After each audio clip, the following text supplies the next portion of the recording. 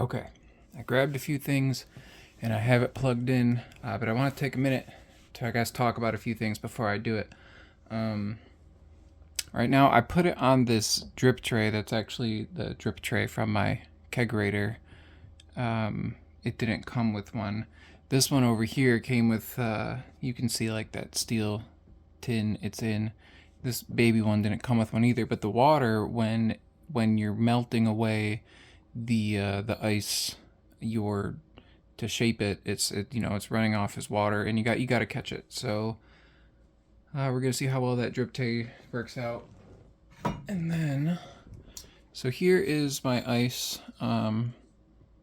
You can tell, maybe you can tell, it's pretty clear. So the way this works is this is a double-walled coffee cup, and this is just a plastic kid's cup, but it fits in there pretty well. So this is more or less insulated while it's freezing, and the top is by far the coldest surface, and it freezes first and then freezes downwards. And as it freezes down slowly, the impurities in the air are forced down to the bottom, and the top is left really, really clear. So you can, it's kind of probably hard to tell on camera, but at the bottom it's a little bit cloudier. I'm just trying to warm it up with my hands a little bit to get it out the cup. That's why I have it in the plastic cup, because when it's in the metal cup, it's really hard to get out. Because you can't really warm it up effectively. But see, just like that, it's already sliding out of the cup.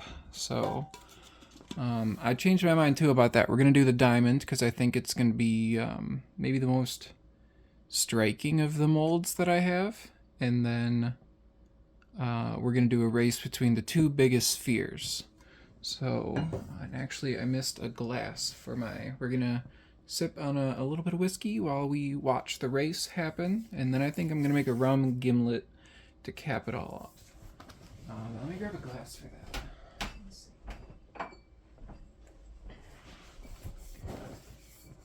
I think this might be a nice glass for the diamond shape. So let's see here. My other ice molds, they both came with these like ice tongs, which are really nice because they're pretty effective at grabbing ice, honestly. Like I just got the two little tips on that, and I was able to pull it up until the ice chipped. But so now I can take it. I'm gonna place this in my mold. Hopefully you can see it's pretty clear at the top, less at the bottom. Whoa, almost lost it. I guess I should be careful instead of showing it off for the camera. I'm going to place it in the diamond mold.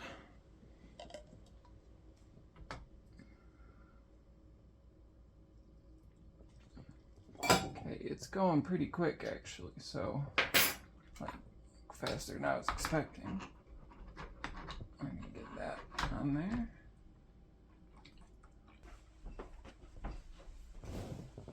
I just glanced at it, and it's blinking blue, which means breathing mold, which says pull up the upper mold.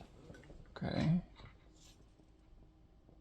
Press and hold the button when ice is on. See, it says to push a button. I don't feel a button. If it's supposed to be a button, I'm totally missing the memo. Number 1, connect the power supply. Number 2, pull up the upper mold when it's in breathing mode. And number 3, press and hold the button when ice is on. It sounds quite a bit drippier now. It's still in breathing mode.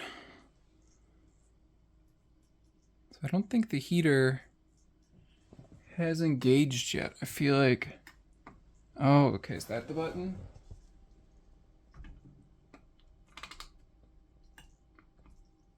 No, it's not doing anything. A few moments later. Kind of curious, if we take it out, what does that look like right now? Maybe it is done and I just didn't realize.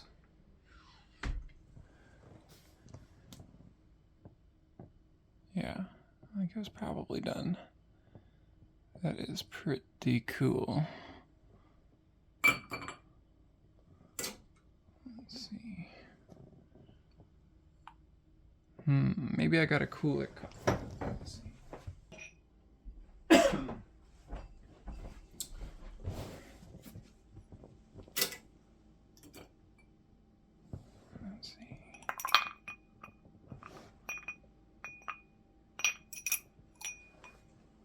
This is just me trying to figure out where I like my ice cubes the best, because when I go to serve them to people, I like this one because it kind of centers it, gives it like a spinning point. These cups got a dip, and they got a dip on the bottom and dip on the top.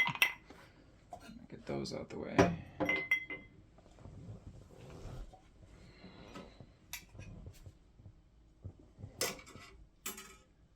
Let's see here. A little bit of bourbon.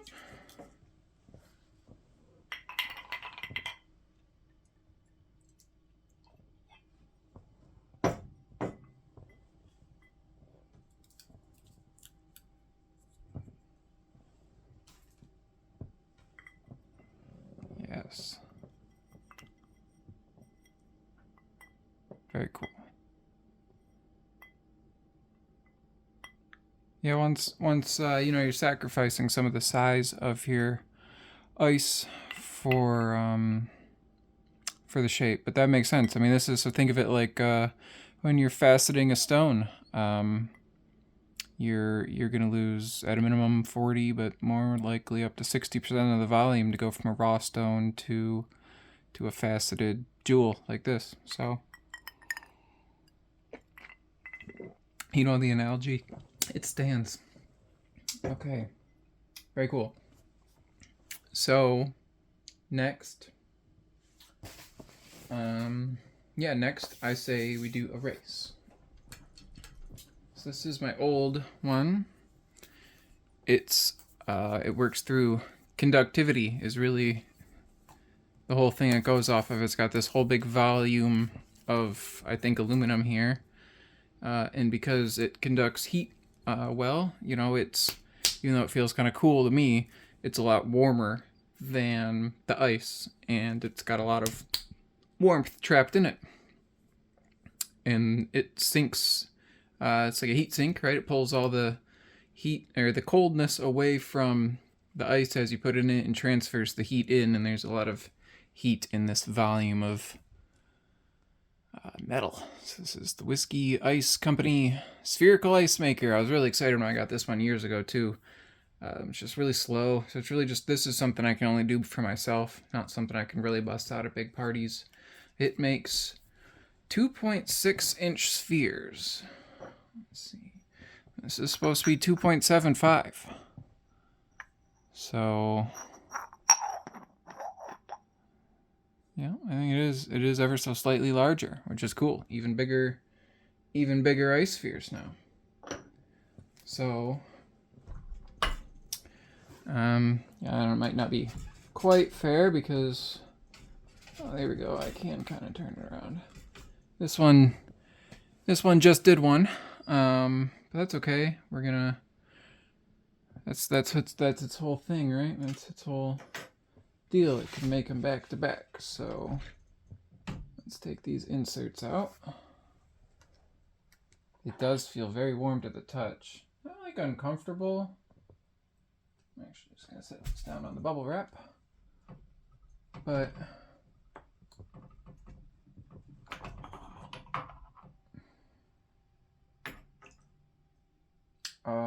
you know what? That was my fault. I did that one upside down. That's why. That was totally my fault. They definitely have a orientation, a top and a bottom, a drain hole on the bottom, and I was blocking drainage, so I think that diamond could probably have been a lot more impressive, and I messed up. So this time we'll be more careful. The one with the hole will go on the bottom. We'll line up the notch. Line up the notch on the top. I'm just going to set this aside. And I guess we'll set that there. Get this one open. Let me pause this, go grab the two ices, and we'll be ready.